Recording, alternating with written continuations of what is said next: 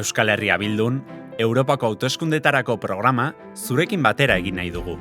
Horretarako, gure webgunean, ekarpenak egiteko sistema antolatu dugu. Webgune berezionetan, 3 ataletan antolatu dugu programa egiteko modua. Lehenengo blokean, Troikaren Europaren aurrean egiten dugun irakurketa duzu. Atalez atal, proposamenak egiteko aukera izateaz gain, irakurketa orokorrak helarazteko aukera ere duzu.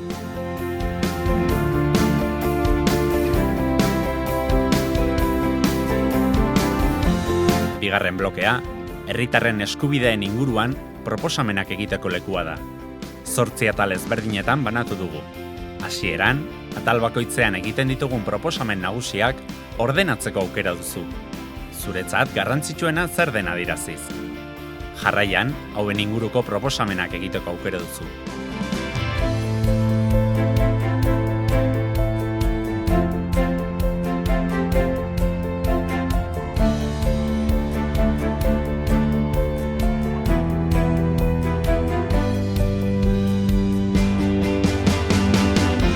Hirugarren blokea, herrien eskubideei dagokiona da.